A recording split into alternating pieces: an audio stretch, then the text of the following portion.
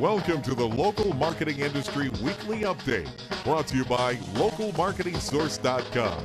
This update is taken from the Local Marketing Source Professional Development Program for local marketers. The Local Marketing Weekly Update is for those interested in marketing their local business on the Internet. For free Internet access to education and training courses, visit LocalMarketingSource.com. This week's Local Marketing Update is brought to you by Scott Gallagher. Scott is the co-founder of Local Marketing Source and has become the recognized expert in providing online marketing services to local businesses. Follow Scott on Twitter at ScottGallagher5 and on Facebook.com/ScottPGallagher. Hey, well, good afternoon, everyone. Scott Gallagher here with Local Marketing Source, bringing you our Local Marketing Weekly Industry Update and Local Marketing Source Faculty Call. Well, our next faculty call is going to be next Wednesday, December 5th at 4 p.m. Eastern. And the LMS membership provides access to our private Facebook group, live questions, and access to our private members portal that gives access to a whole variety of different training content. And we're going to begin with our weekly update and our weekly tip, and then move on to our faculty call that's going to include the local marketing agency tip and live questions. Well, first I have to apologize. Trying to keep my energy up today. Yesterday it was probably about this time. No, it was a little bit later, 5 p.m. I cooked a nice dinner. I just got back from my trip. And just sitting down before dinner, I realized I was getting sick, and I was up all night with the flu, and so I've been dealing with that today. But I'm on the uprise, so did not have to postpone this call. I wasn't too sure this morning, but please excuse some of that energy. But nonetheless, let's get started. We've got our weekly tip this week. This is a fun week. This is citation sources and some unorthodox citations. And going back to the days of just straight SEO, knowing that we needed to get links, it was let's go out and find links in every possible area that we can, and just get as many links back and have all this anchor text coming in.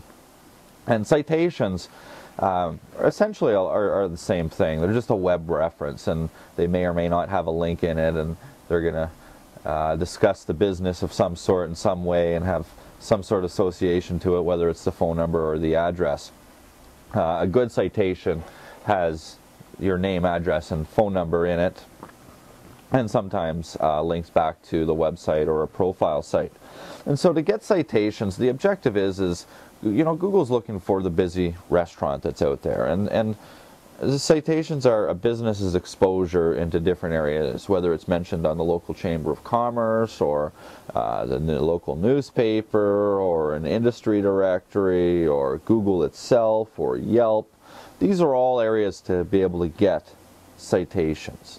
And so, a lot of people forget citation areas like public sources, government locations. A lot of small businesses start out in one location and then they move to another location. And this information isn't completely updated, or that information that is used at the local state and government agencies may have different formatting issues with the NAP.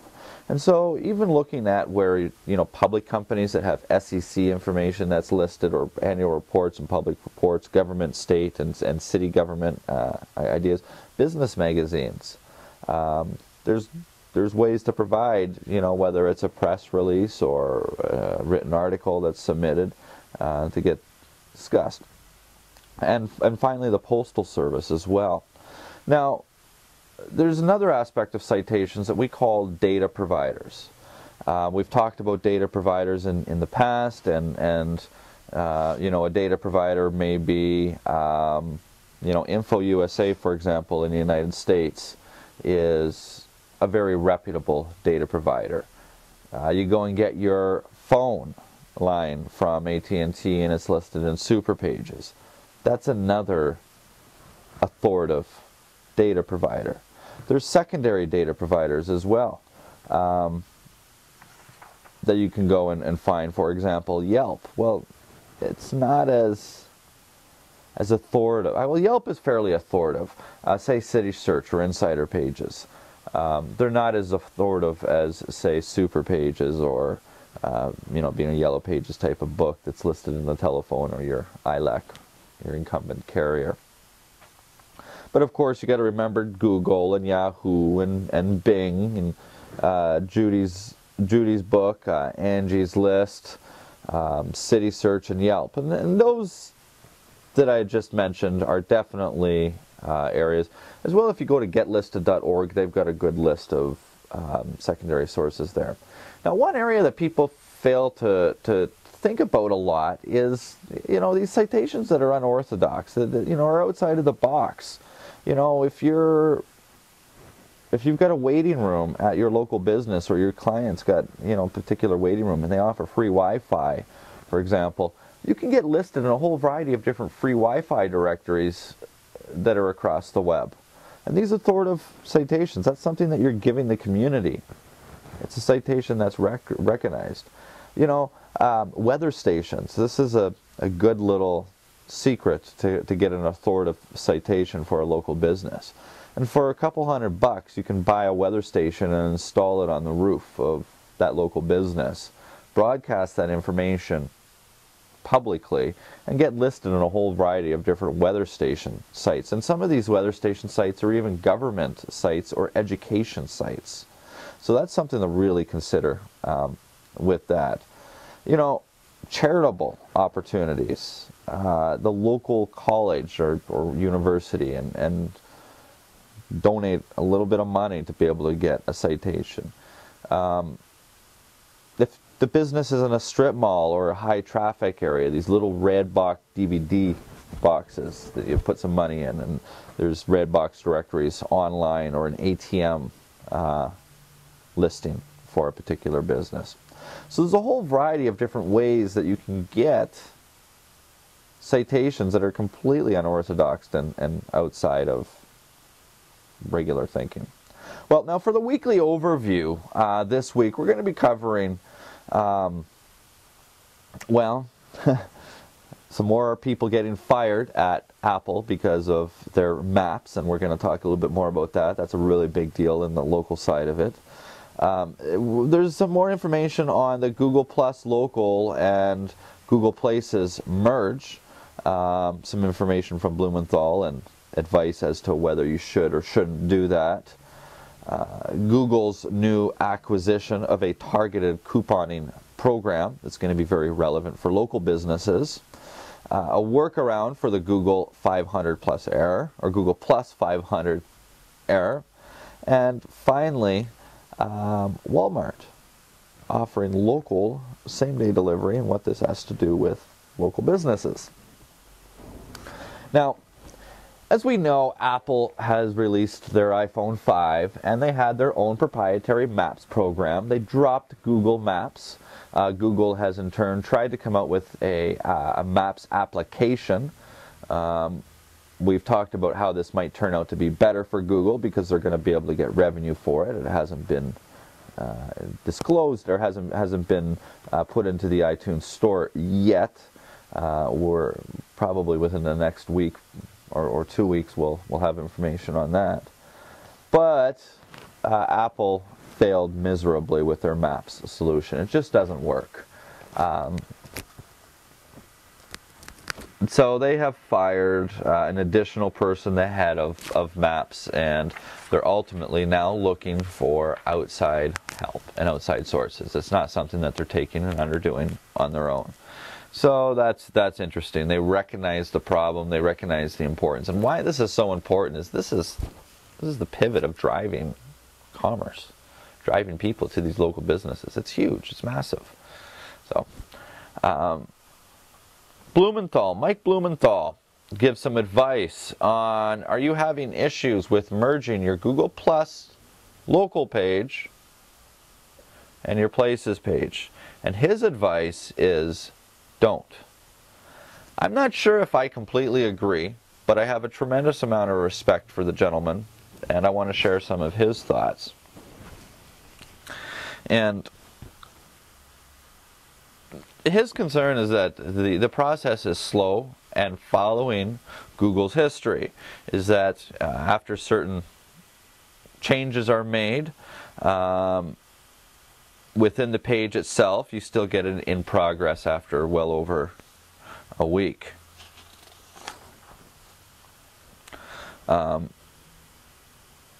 Google is still making mistakes on sending the pin out, and in the past in Google Places we've seen reviews come in and out, and the aspects of reviews are extremely important. So if those reviews are lost,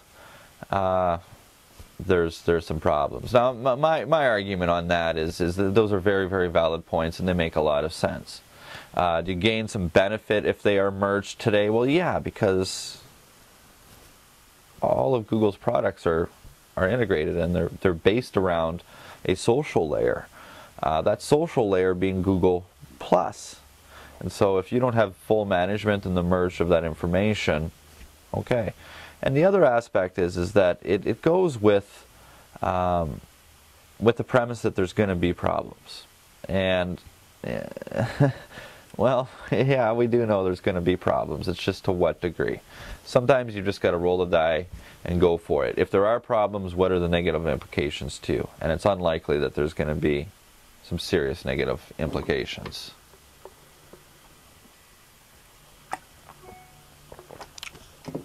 So Google acquires targeting program for coupons. It's a business called Incentive Targeting, and essentially it's a points program with coupons, and built right into their complete network. It's the way it's going to be. It's great for retailers. It's going to allow targeted coupons to be created on the fly for consumers and understanding their buying habits. So, you know, I buy certain coffee in certain areas, and then they know that I'm going to a particular grocery store, and an advertiser can choose, based off of my location and my buying habits, to feed me a coupon for their coffee that's sold when, and it pops up when I'm at that particular grocery store. Little story. It was like the year 2000, and I was working for a cell phone company, Rogers AT&T, and one of my sales reps, we had done very well. We had won our district, and I was able to invite some sales reps to a national event in Toronto. And there's this one kid I decided to invite. He was a street kid. At one point in time in life, he lived on the streets and was a squeegee kid in Toronto, and I really liked him. He had a lot of passion, and he ended up being a really good salesperson selling phones. So I brought him to this event, and there was hundreds of people in there. And it was the first time Motorola was talking, and it was the first time the term Bluetooth was discussed. And 2000, maybe 1999. And so we really didn't know what Bluetooth really meant, but it talked about, you know, near field communication and the ability to communicate in different devices. You're going to be able to communicate. And as an advertiser, you know, they were saying you'd be able to walk down the street and get close, and Radio Shack knows that you're getting close and be able to pop a coupon up. And this kid turns around and puts his hand up and asks a question, and says, like, he was so excited as a salesperson and thought this was the coolest thing ever, and he's like, when can I go out and sell Bluetooth? You know, thinking that Bluetooth was a physical product. He didn't understand it at all, and he thought it was just something that's, you know, a device that he can go out and sell. But the point being is, you know, God, that was a long time ago, 13 years ago. And 13 years ago, I had visuals of that Radio Shack, you know, walking down Radio Shack and seeing this with Bluetooth. And look at how long it's taken Bluetooth to be able to... It's not even Bluetooth, as a matter of fact.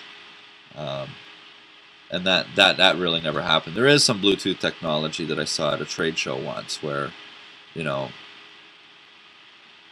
people wear devices around their neck, and, you know, with their, when you get close to them in your phone, you can send them a Bluetooth signal and a message on their phone if they opt into it at trade shows, but that never really went anywhere. Google Plus page 500 error. There's a bug and there's a little workaround with it. Just do a search on Google for Google Plus page 500 error workaround, and Google will have a solution now for you to be able to get that. Essentially, it's been a bug that's been around for a while, but it's an infrequent bug, and it does have to do with the management of Google Plus pages that are being merged, where the owner does not have access to the management page and they receive a 500 error. So if you get that error, there's a workaround for it now. Just do a search on Google, and they'll give you the steps to get that. And finally, Walmart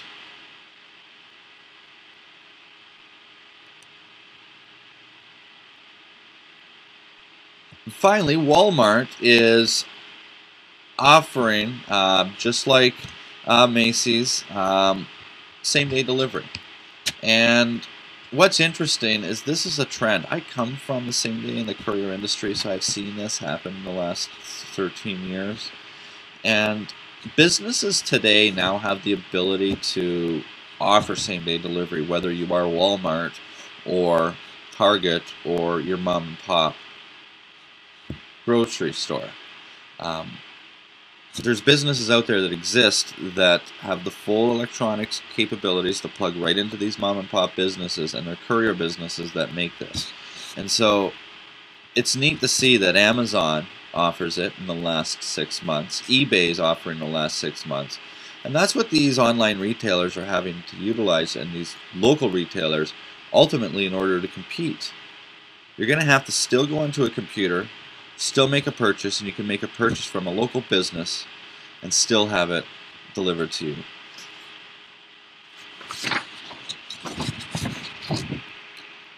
In any event, that comes to the conclusion of our weekly update, and we're going to move into some live questions and a local internet marketing agency tip.